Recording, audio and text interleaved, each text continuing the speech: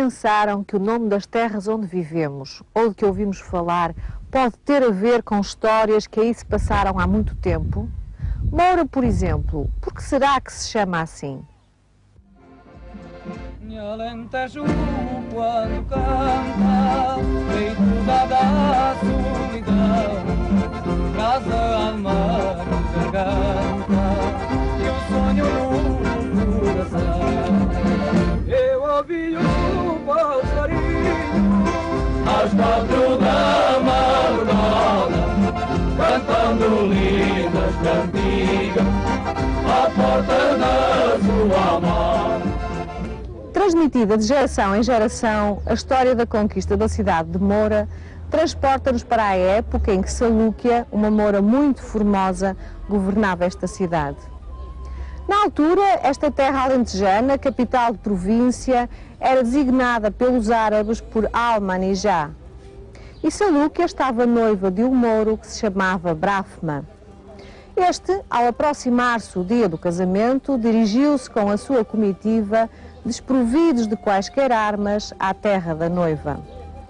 Entretanto, Dom Álvaro Rodrigues e Dom Pedro Rodrigues, que tinham sido encarregados por Dom Afonso Henriques de conquistar Al-Manijá, esconderam-se com o seu exército num olival e esperaram pacientemente a passagem do noivo de Salúquia. Apanhados de surpresa, os mouros foram naturalmente vencidos e despojados das suas roupas, que serviram aos cristãos para entrarem na cidade, fingindo pertencer à comitiva do noivo. Ao vê-los chegar, a noiva mandou que se abrissem todas as portas da cidade. Depois de entrarem, os cristãos tiraram as máscaras de árabes e começaram a matar todos os mouros que lhes apareciam. Ao aperceber-se do sucedido, Salúquia tomou as chaves do castelo e, num ato de desespero, precipitou-se da torre onde se encontrava. Depois da conquista da cidade pelos cristãos, Álvaro Rodrigues, em homenagem a Salúquia, proclamou que esta cidade passaria a denominar-se a Vila da Moura, cuja representação ainda hoje está presente nas armas da cidade. Mas afinal, quem eram estes mouros? E de onde vieram? E o que vieram eles fazer à Península Ibérica? Vamos saber. Os mouros eram habitantes da Mauritânia, no norte de África, e que, integrados num grande império, vieram a participar na conquista da Península Ibérica. Esse império tinha sido formado a partir de uma zona longínqua, a Arábia. Esta grande península do continente asiático tem extensas áreas desérticas, sendo por isso pouco fértil. Os seus habitantes praticavam a pastorícia nómada, isto é, andavam de terra em terra, apacentando cabras e carneiros. A posição geográfica da Península Arábica, entre a Ásia, a África e a Europa, levou também a que os árabes que aí viviam se dedicassem ao comércio, comprando e vendendo diversos produtos de regiões distantes. Os que se dedicavam ao comércio percorriam grandes distâncias, com cavalos ou em caravanas de camelos.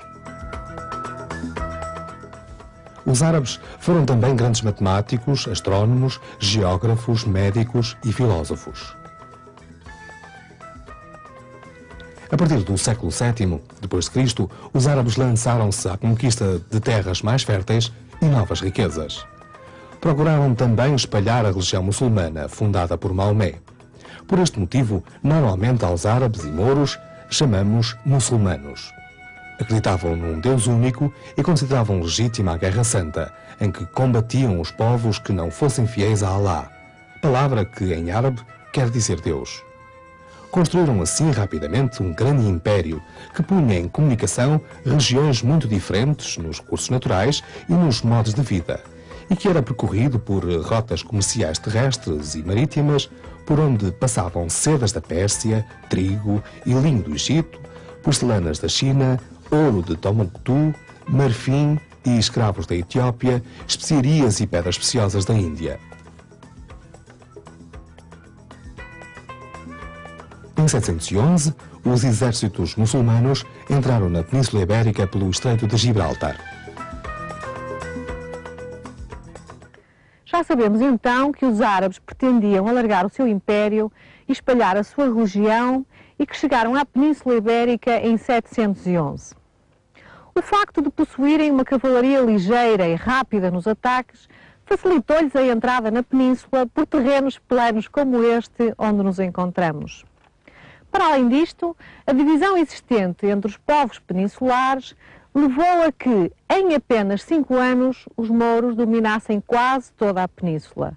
Foi em 716 que os árabes derrotaram o último rei visigodo. Depois desta derrota, os cristãos que se refugiaram nas Astúrias começaram a organizar a resistência.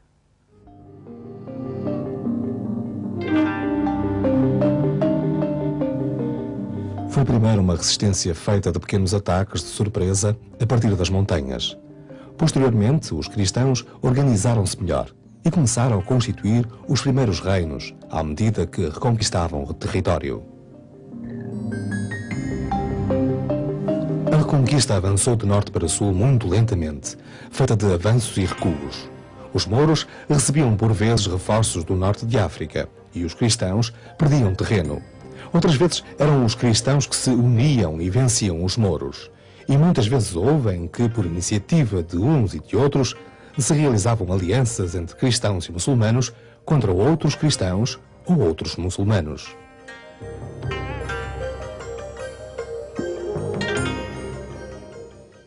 Constituíram-se assim duas comunidades de costumes muito diferentes. A norte, as comunidades de cristãos organizados nos reinos de Leão, Castela, Navarra, Aragão e Catalunha, vivendo da agricultura e da criação de gado, como sendo indispensável. Era um mundo de pequenas aldeias, quase sem cidades.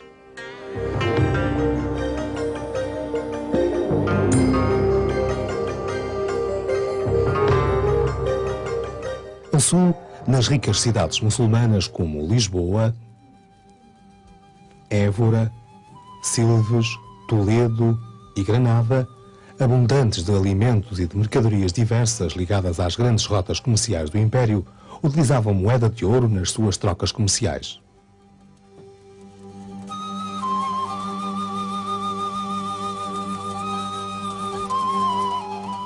Os muçulmanos estavam habituados a tirar do deserto a pouca água que este tinha.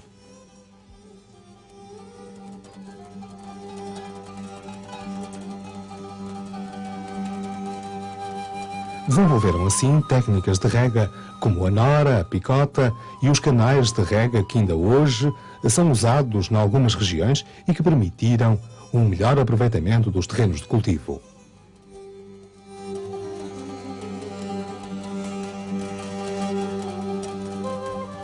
Nesses terrenos, os árabes experimentaram novas culturas, algumas delas até ali desconhecidas no Ocidente.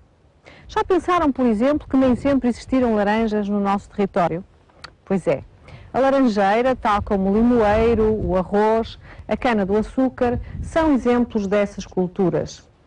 Desenvolveram também o cultivo da amendoeira, da alfarrobeira e da figueira.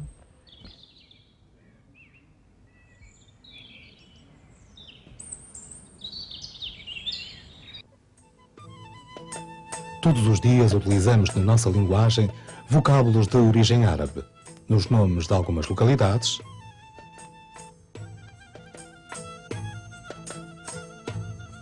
em produtos agrícolas e em termos ligados ao comércio.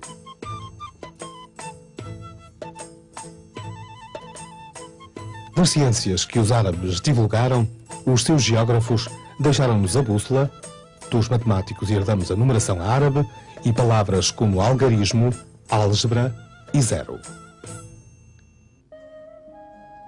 Também a salicultura e a pesca foram atividades importantes no tempo dos muçulmanos. Das salinas dos estuários do Tejo e do Sado, por exemplo, tiravam o sal para o consumo local e para outras regiões onde aquele não existia.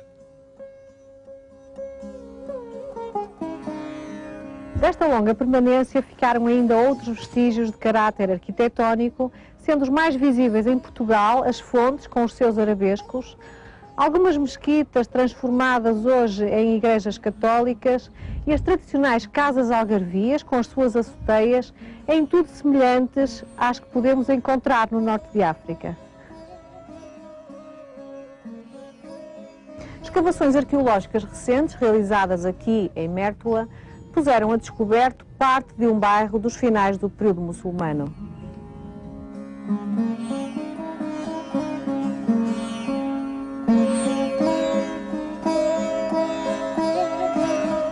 Nesta rua, que é uma zona que está limitada por várias casas, temos aqui o acesso a uma delas, que nós ainda não conhecemos em pormenor porque está numa zona ainda por escavar, e temos aqui a entrada de uma outra que já foi integralmente escavada. Temos aqui a soleira da porta, depois um pequeno compartimento, que estava aqui delimitado por uma parede, e deste compartimento tinha-se acesso a um pátio descoberto, pátio esse que ocupa cerca de um quarto do espaço da casa. Depois do pátio, entrava-se nos restantes compartimentos. Temos que é um pátio central que dava acesso a todo o resto da casa. Temos aqui um compartimento que nós chamamos o salão principal, com cerca de 16 metros quadrados, com uma zona da alcova, que era onde as pessoas se deitavam. Havia aqui um estrado, que é um esquema semelhante àquilo que ainda hoje se encontra, por exemplo, em Marrocos. E depois os restantes compartimentos. Aqui, nesta ponta, era a latrina, com a respectiva canalização que depois ligava um esquema de canalizações subterrâneas que passava por debaixo desta casa e de uma outra que está anexa. Temos este pequeno compartimento com funções que nós pensamos de armazenamento devido ao tipo de materiais que aqui foram encontrados. E finalmente aqui a cozinha, com uma área de entrada mais vocacionada também a partir dos materiais encontrados, mais vocacionada para a conservação, para armazenamento de géneros alimentícios, e uma outra que era a zona de fogo, onde ainda temos o resto da lareira aqui nesta esquina. Esta casa tem cerca de 70 metros quadrados, tem a mesma área de uma outra que está anexa, que é a casa número 1, e tem um esquema que se repete também nesta casa. Embora a compartimentação seja obviamente diferente, a modulação acaba por ser semelhante. Todas elas têm a cozinha, têm a latrina, têm salões e têm obviamente o pátio central descoberto.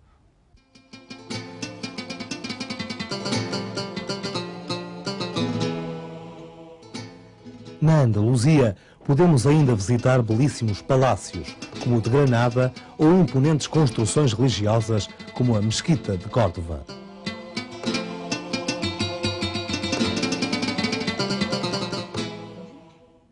Os 800 anos de permanência muçulmana na península influenciaram bastante a população. Prova disso é a existência de pátios de origem árabe em algumas casas do sul e o facto de terem chegado até nós lendas ligadas aos muçulmanos daquele tempo que se contam ao longo de todo o país. Pode-se assim dizer que, assim como os romanos, os árabes contribuíram para a caracterização da Península Ibérica, onde vai nascer um novo reino chamado Portugal.